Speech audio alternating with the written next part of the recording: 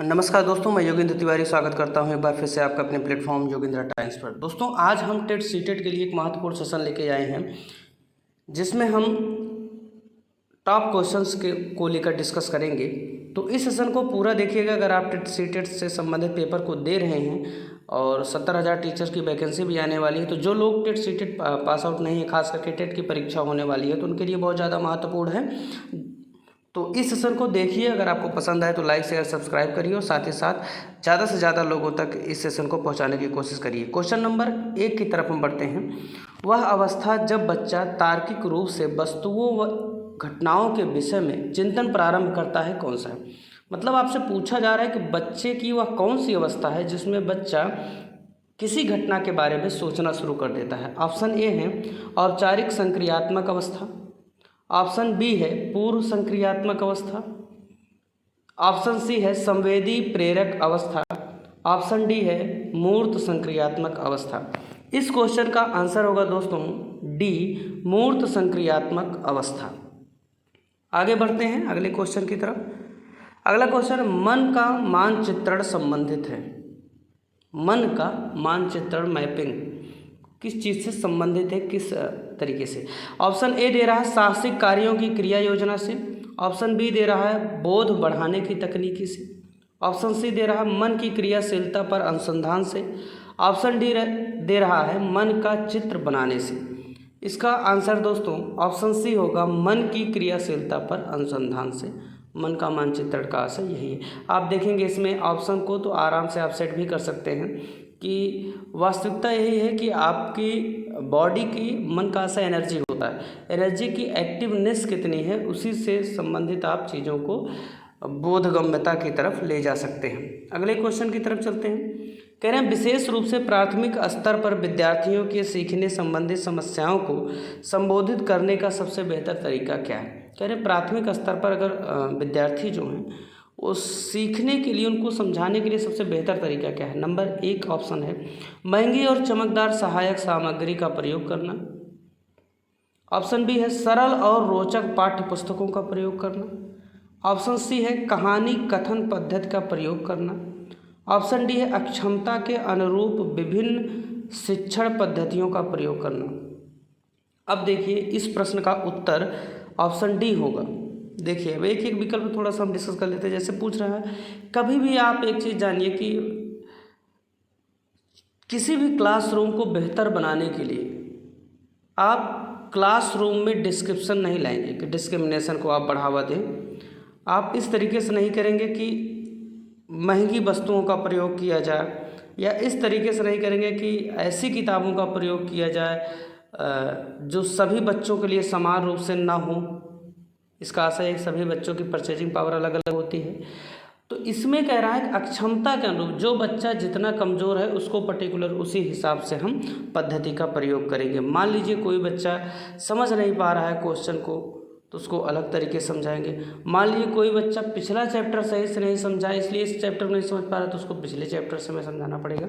इसी तरीके से वह अलग अलग लेवल पे समझाना पड़ेगा। अगले क्वेश्चन की तरफ बढ़ते हैं। कह रहे हैं निम्न में से कौन सा बच्चे की सामाजिक मनोवैज्ञानिक आवश्यकताओं के साथ संबद्ध नहीं है? ऑप्शन ए है संवेगात्मक सुरक्षा की आवश्यकता, ऑप्शन बी है शरीर से अपशिष्ट पदार्थों का नियमित रूप से बाहर निकलना, ऑप्शन सी है सानिध्य की आवश्यकता, ऑप्शन डी है सामाजिक अनुमोदन अथवा सहायता की आवश्यकता। ऑप्शन इसका उत्तर होगा बी, शरीर से अपशिष्ट पदार्थों का नियमित रूप से बाहर निकलना। इसका किसी भी तरीके से मनोवैज्ञानिक आवश्यकता से संबंध नहीं है। आगे बढ़ते हैं दोस्तों। क्वेश्चन नंबर 5 है वह कौन सा कथन है जहां बच्चे के संज्ञानात्मक विकास को बेहतर तरीके से परिभाषित किया जा सकता है? ऑप्शन ए है विद्यालय एवं कक्षा पर्यावरण, ऑप्शन बी है खेल का मैदान, ऑप्शन सी है सभागार, ऑप्शन डी है घर। इस प्रश्न का सही उत्तर दोस्तों ऑप्शन ए होगा विद्यालय एवं कक्षा पर्यावरण। छठवां प्रश्न है बच्चे दुनिया के बारे में अपनी समझ का सृजन करते हैं, इसका श्रेय किसे जाता है? दुनिया के बारे में बच्चा किस तरीके से समझता है, ये श्रेय किसका जाता है, कथन किसका है? ऑप्शन ए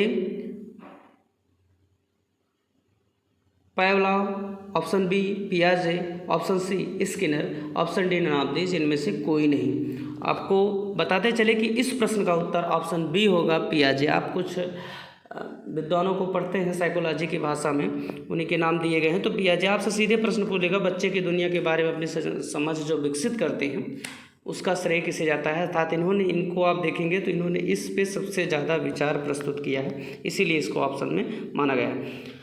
आगे चलते हैं। शिक्षा के क्षेत्र में पाठ्यचर्या शब्दावली किस ओर संकेत करती है। पाठ्यचर्या शब्दावली, ऑप्शन ए विद्यालय का संपूर्ण कार्यक्रम जिसमें विद्यार्थी प्रतिदिन अनुभव प्राप्त करते हैं। ऑप्शन बी मूल्यांकन प्रक्रिया। ऑप्शन सी शिक्षण पद्धति एवं पढ़ाई जाने वाली विषय वस्तु। ऑप्शन डी है कक्षा में प्रयुक्त की जाने वाली पाठ्य सामग्री। इस प्रश्न का उत्तर दोस्तों ऑप्शन ए होगा, विद्यालय का संपूर्ण कार्यक्रम जिसमें विद्यार्थी प्रतिदिन अनुभव प्राप्त करते हैं। इस बात को आप ध्यान में रखिएगा। आगे बढ़ते हैं। अगला क्वेश्चन है, निम्न में से किसने कहा है कि शिशु अपने एवं अपने संसार के बारे में अधिकांश बातें खेल के माध्यम से सीखता है। ऑप्शन ए क्रो एवं Crow, option B John Dewey, option C Gesell, option D स्टेंस। इस प्रश्न का उत्तर दोस्तों ऑप्शन डी होगा स्ट्रेंग। इस बात को याद रखिएगा। अगले प्रश्न की तरफ बढ़ते हैं। क्वेश्चन नंबर 9 है, विकास कभी न समाप्त होने वाली प्रक्रिया है, यह विचार किससे संबंधित है। ऑप्शन ए निरंतरता का सिद्धांत, ऑप्शन बी अंतः संबंध का सिद्धांत, ऑप्शन सी अंतः क्रिया का सिद्धांत, ऑप्शन डी एकीकरण का सिद्धांत। तो विकास कभी न समाप्त होने वाली प्रक्रिया है, यह किसका विचार है, किस तरीके का विचार है। इसका उत्तर होगा ऑप्शन ए निरंतरता का सिद्धांत, अर्थात ये कंटिन्यूटी लगातार बनी रहेगी। आगे बढ़ते हैं अगले प्रश्न की तरफ। क्वेश्चन नंबर 10 है, निम्नलिखित में से किस अवस्था में बच्चे को अपने समवयस्क समूह के सक्रिय सदस्य हो जाते हैं। निम्नलिखित में से किस अवस्था में बच्चे अपने समवयस्क समूह के सक्रिय सदस्य हो जाते हैं, पार्टिसिपेट करने लगते हैं उस ग्रुप में। ऑप्शन ए प्रौढ़ावस्था, ऑप्शन बी किशोरावस्था, ऑप्शन सी बाल्यावस्था, ऑप्शन डी पूर्व बाल्यावस्था। इस प्रश्न का उत्तर दोस्तों किशोरावस्था में होगा। अगला प्रश्न दोस्तों, बच्चों के बौद्धिक विकास की 4 विशिष्ट अवस्थाओं की पहचान की गई है। बच्चों के बौद्धिक विकास की 4 अवस्थाएं हैं, वो कौन सी हैं बताया है इन्होंने, किसने जो है इस अवस्था के बारे में बताया, यही पूछ रहा है। ऑप्शन ए एरिक्सन द्वारा, ऑप्शन बी पियाजे द्वारा, ऑप्शन सी स्किनर द्वारा, option D none of these. तो इसका उत्तर होगा दोस्तों पियाजे द्वारा 4 विशिष्ट अवस्थाओं के बारे में बताया गया है। आप इन अवस्थाओं से परिचित होंगे। आगे बढ़ते हैं। क्वेश्चन नंबर 12, वह स्तर जिसमें बच्चा किसी वस्तु एवं घटना के बारे में तार्किक रूप से सोचना शुरू करता है। वह स्तर जिसमें बच्चा किसी वस्तु एवं घटना के बारे में तार्किक रूप से सोचना शुरू करता है, क्या कहा जाता है उस घटना को। ऑप्शन ए संवेदन प्रलोद अवस्था, ऑप्शन बी मूर्त क्रियात्मक अवस्था, ऑप्शन सी क्रियात्मक अवस्था, पूर्व क्रियात्मक अवस्था, एंड ऑप्शन डी है औपचारिक क्रियात्मक अवस्था। इस प्रश्न का उत्तर दोस्तों ऑप्शन बी होगा मूर्त क्रियात्मक अवस्था। आगे बढ़ते हैं। कह रहे हैं विद्यार्थियों को विद्यालय में खेलना क्यों उचित है। ऑप्शन ए यह शिक्षकों के लिए काम आसान होगा, काम आसान करेगा। ऑप्शन बी यह सहयोग एवं शारीरिक संतुलन का विकास करेगा। ऑप्शन सी यह समय बिताने में सहायक होगा। ऑप्शन डी यह उन्हें शारीरिक रूप से सशक्त बनाएगा। इस प्रश्न का उत्तर दोस्तों ऑप्शन बी होगा। आप देखिए इस क्वेश्चन को अगर आप देखेंगे तो इसमें 3 ऑप्शन हैं जिन पे आप विचार कर सकते हैं। ऑप्शन सी तो किसी भी स्थिति में इसमें रहेगा ही नहीं। शिक्षकों के लिए काम आसान करेगा, ये भी गलत है कि शिक्षक वहाँ पढ़ाने गए हैं, बैठने तो गए नहीं हैं। ऑप्शन बी है यह सहयोग एवं शारीरिक संतुलन का विकास करेगा, ये सही लग रहा है आपको। ऑप्शन डी है यह उन्हें शारीरिक रूप से सशक्त बनाएगा, तो शारीरिक रूप से सशक्त ऑप्शन बी में ऑलरेडी शामिल है। तो जब बच्चे खेलते हैं तो कहा जाता है स्पोर्ट खेल भावना को बढ़ाता है, अर्थात आपस में सहयोग को बढ़ाता है, इसीलिए ऑप्शन बी को यहाँ पे चुना जाएगा। इस बात को ध्यान रखिए। अगले प्रश्न की तरफ चलते हैं। अगला प्रश्न, परिवार एक साधन है। ऑप्शन ए अनौपचारिक शिक्षा का, ऑप्शन बी दूरस्थ शिक्षा का, ऑप्शन सी गैर औपचारिक शिक्षा का, एंड ऑप्शन डी औपचारिक शिक्षा का। इस प्रश्न का उत्तर दोस्तों ऑप्शन ए होगा अनौपचारिक शिक्षा का। प्रथम शिक्षक परिवार से संबंधित होता है, जिसे हम माँ कहते हैं, कोई भी हो सकता है, लेकिन माना जाता है कि चूँकि शिशु शुरुआती दिनों में सर्वाधिक समय तक अपने माँ के साथ रहता है, इसलिए प्राथमिक शिक्षक उस व्यक्ति को कहा जाता है। परंतु अगर इकाई के तौर पे देखेंगे तो प्राथमिक शिक्षक आपका परिवार है। आगे बढ़ते हैं। क्वेश्चन है, एक शिक्षक विद्यार्थियों में सामाजिक मूल्यों को विकसित कर सकता है। कह रहे हैं शिक्षक विद्यार्थियों में किस तरीके से सामाजिक मूल्यों को विकसित करेगा। ऑप्शन ए, महान व्यक्तियों के बारे में बोलकर, गांधी के बारे में आपको बताएं। ऑप्शन बी, उन्हें अच्छी कहानियां सुनाकर। ऑप्शन सी, आदर्श रूप से बर्ताव करके। ऑप्शन डी, अनुशासन की अनुभूति को विकसित करके। तो इस प्रश्न का उत्तर दोस्तों सी होगा, आदर्श रूप से बर्ताव करके, क्योंकि गांधी जी को तो बच्चों ने देखा नहीं है। आप जो करेंगे आपको ही देखने वाले, तो इसीलिए आप क्या बर्ताव करते हैं वही बच्चे नकल करेंगे। सामान्य जीवन में भी यही होता है, जैसा आप बर्ताव करते हैं वैसे ही बच्चे आपके बन जाते हैं। कभी कभी लोग लेकिन अच्छे बर्ताव भी करते हैं तो बच्चों का समूहन जो है, ग्रुपिंग उनकी जो है वो गलत तरीके से होती है, इसलिए वो गलत आचरण पर चले जाते हैं। बहरहाल आगे बढ़ते हैं। अगला क्वेश्चन है, एक शिक्षक के लिए सबसे महत्वपूर्ण क्या है। ऑप्शन ए, कक्षा में अनुशासन बनाए रखना। ऑप्शन बी, एक सुवक्ता होना, अर्थात अच्छा बोलने वाला वक्ता होना। ऑप्शन सी, विद्यार्थियों की कठिनाइयों को दूर करना। ऑप्शन डी, कक्षा में समानुवर्ती होना। इस प्रश्न का उत्तर दोस्तों ऑप्शन सी होगा, विद्यार्थियों की कठिनाइयों को दूर करना। तभी तो वह शिक्षक जो है और उस स्टूडेंट के बीच में संबंधों में सुदृढ़ता आएगी। आगे बढ़ते हैं अगले प्रश्न की तरफ। कह रहे हैं, बचपन का सांप्रतिक दृष्टिकोण की मान्यता है। बचपन का सांप्रतिक दृष्टिकोण की मान्यता है। ऑप्शन ए, बहुत तरीके से बच्चे प्राप्त वयस्कों के बराबर होते हैं। ऑप्शन बी, बच्चों को युवा प्राप्त वयस्कों के रूप में सबसे अच्छा माना जाता है। ऑप्शन सी, बचपन आधारित रूप से प्रतीक्षावधि है। ऑप्शन डी, बचपन वृद्धि एवं परिवर्तन की एक अनूठी अवधि है। इस प्रश्न का उत्तर दोस्तों ऑप्शन डी होगा, बचपन वृद्धि एवं परिवर्तन की एक अनूठी अवधि। आगे बढ़ते हैं। असंगठित घर से आने वाला बच्चा सबसे अधिक कठिनाई का अनुभव करेगा, कब करेगा। ऑप्शन ए, सुनिर्मित पाठों में। ऑप्शन बी, अभ्यास पुस्तिकाओं में। ऑप्शन सी, नियोजित निर्देशों में। ऑप्शन डी, स्वतंत्र अध्ययन में। तो इस प्रश्न का सामान्य सा उत्तर होगा स्वतंत्र अध्ययन में, क्योंकि वो बस बच्चे को पता ही नहीं किस तरीके से पढ़ना है।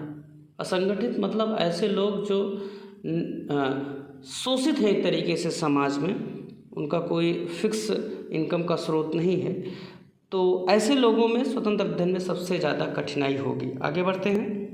चरित्र का विकास होता है, कैसे होता है, किस क्रिया द्वारा। ऑप्शन ए, इच्छा शक्ति द्वारा। ऑप्शन बी, नैतिकता द्वारा। ऑप्शन सी, बर्ताव एवं व्यवहार द्वारा। ऑप्शन डी, ये सभी। इस प्रश्न का उत्तर दोस्तों उपरोक्त आप देख रहे हैं, तीनों। इच्छा शक्ति है तभी आपका चरित्र बनेगा, नैतिकता आप में मोरालिटी है तभी आप चरित्र बनाएंगे, नहीं तो इच्छा शक्ति बहुत लोग सोचते हैं 10 घंटे पढ़ें, नहीं इच्छा शक्ति है भाई उनके अंदर, सोच लेते हैं लेकिन अप्लाई नहीं कर पाते, नैतिकता नहीं उनमें, बर्ताव एवं व्यवहार में अंतर है, इसीलिए वो ऐसा नहीं कर पाते हैं। तो इसमें सभी होंगे।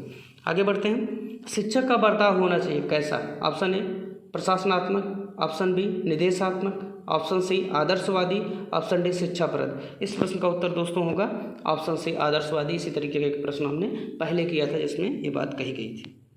आगे बढ़ते हैं। 21वां प्रश्न है, बालिका शिक्षा को महत्व देना उचित है, क्या कारण है इसके पीछे। ऑप्शन ए, बालिकाएं बालकों से अधिक बुद्धिमती हैं। ऑप्शन बी, अतीत में बालिकाओं को बुरी तरह से विभेदित किया जाता था, अब उसका बदला लेंगे। ऑप्शन सी, किसी सामाजिक परिवर्तन के नेतृत्व में केवल बालिकाएं समर्थ हैं। ऑप्शन डी, बालिकाएं बालकों से अल्पसंख्यक हैं। इस प्रश्न का ऑप्शन के बारे में आप थोड़ा सा सोच लीजिए, आपको उत्तर मिल गया होगा। इस प्रश्न का उत्तर ऑप्शन सी होगा, किसी सामाजिक परिवर्तन के नेतृत्व में केवल बालिकाएं समर्थ हैं।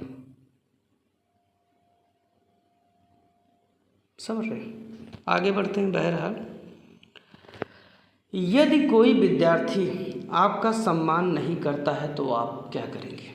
आप शिक्षक हैं, आपका सम्मान नहीं कर रहा है स्टूडेंट, तो आप क्या करेंगे। ऑप्शन ए, उसे डांटेंगे। ऑप्शन बी, उसकी उपेक्षा करेंगे।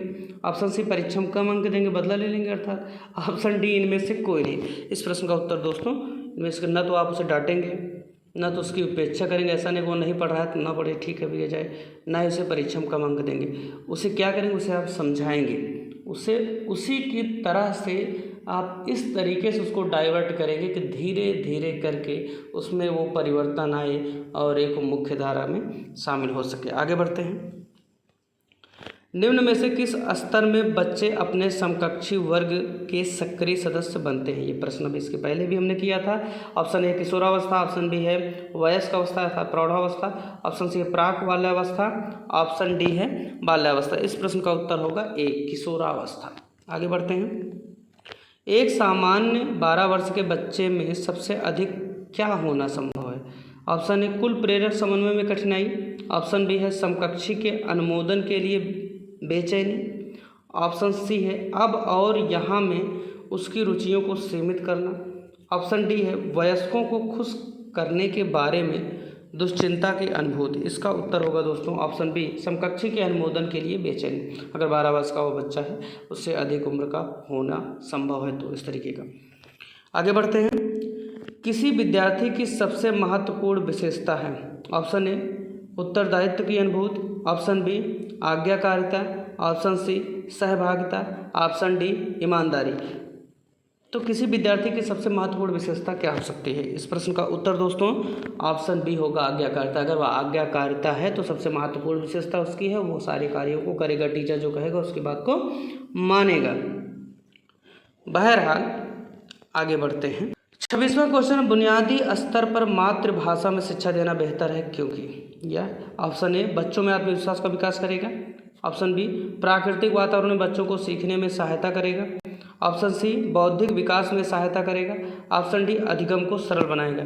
इस प्रश्न का उत्तर दोस्तों ऑप्शन बी होगा प्राकृतिक वातावरण में बच्चों को सीखने में मदद करेगा। आप इसमें कन्फ्यूज मत होइएगा, क्योंकि जब आप लोकल लैंग्वेज में आप उस बच्चे को सिखाएंगे तो वो अलग कुछ फील नहीं करेगा, घुल मिल जाएगा जल्दी से, इसीलिए इस तरीके के ऑप्शन को यहाँ पे टिक किया गया है। आगे बढ़ते हैं। शिक्षा का उद्देश्य होना चाहिए, क्या होना चाहिए? ऑप्शन ए विद्यार्थियों में व्यावसायिक कुशलता का विकास करना, ऑप्शन बी व्यवहारिक जीवन के लिए विद्यार्थियों को तैयार करना, ऑप्शन सी विद्यार्थियों को परीक्षा के लिए तैयार करना, ऑप्शन डी विद्यार्थियों में सामाजिक जागरूकता का विकास करना। शिक्षा का क्या उद्देश्य होना चाहिए? इस प्रश्न का उत्तर ऑप्शन बी होगा व्यवहारिक जीवन के लिए विद्यार्थियों को तैयार करना। क्यों? क्योंकि बहुत सारी चीज़ें हैं जो किताबों के अन्यत्र होती हैं, सारी चीज़ें हम किताबों में नहीं सीख पाते, इसीलिए किताबों के थ्रू कुछ शिक्षक ऐसे होते हैं जो आपको व्यवहारिक जीवन से जोड़कर उस ज्ञान की बात को बताते हैं, तो आप आसानी के साथ बच्चे को समझा पाते हैं। ठीक है, आगे बढ़ते हैं। खिलौनों की आयु कहा जाता है, कब तक है खिलौनों की आयु? ऑप्शन ए पूर्व बाल्यावस्था को, ऑप्शन बी शैशवावस्था को, ऑप्शन सी उत्तर बाल्यावस्था को, ऑप्शन डी ये सभी। इस प्रश्न का उत्तर दोस्तों होगा पूर्व बाल्यावस्था को, इस बात को याद रखिएगा। आगे बढ़ते हैं।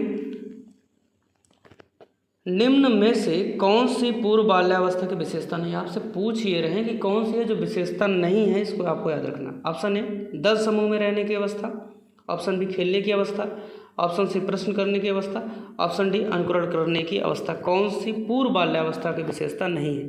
इस प्रश्न का उत्तर होगा ऑप्शन बी खेलने की अवस्था। ठीक है दोस्तों, आगे बढ़ते हैं। 30वां प्रश्न है, उत्तर बाल्यावस्था में बालक भौतिक वस्तुओं के किस आवश्यक तत्व में परिवर्तन समझने लगते हैं? ऑप्शन ए द्रव्यमान में, ऑप्शन बी द्रव्यमान और संख्या में, ऑप्शन सी संख्या में, ऑप्शन डी द्रव्यमान संख्या और क्षेत्र में। तो उत्तर बाल्यावस्था में बच्चे किस चीज़ में परिवर्तन को समझते हैं? इस प्रश्न का उत्तर ऑप्शन बी होगा द्रव्यमान और संख्या में। तो द्रव्यमान और संख्या में। तो दोस्तों कैसा लगा आज का हमारा सेशन? 30 प्रश्नों का संग्रह हमने इसमें आपके लिए तैयार किया था, और आप अपने सुझावों से हमें अवगत करवा सकते हैं। साथ ही साथ सेशन को ज़्यादा से ज़्यादा लोगों के बीच में शेयर करें, जिससे वो भी इस क्विज़ का फ़ायदा उठा सकें, और बाकी जो क्विज़ेस मिलेंगे उसका भी वो अच्छे से फ़ायदा उठा सकें, और आपके लिए काफ़ी महत्वपूर्ण होने वाला है। जिस तरीके से अगर आप सुपर टेट की तैयारी कर रहे हैं तो हमने हिस्ट्री की क्विज़ अभी स्टार्ट की है, और साथ ही साथ अन्य विषयों की भी क्विज़ शीघ्र ही स्टार्ट करेंगे। और टेट और सेस्टेट के लिए सेशन बहुत ज़्यादा महत्वपूर्ण है, तो बने रहिए हमारे साथ, अपने सुझावों से अवगत करवाते रहिए। किसी भी समस्या के लिए आप मेल कर सकते हैं हमें yogendratimes@gmail.com पर। बहुत बहुत धन्यवाद।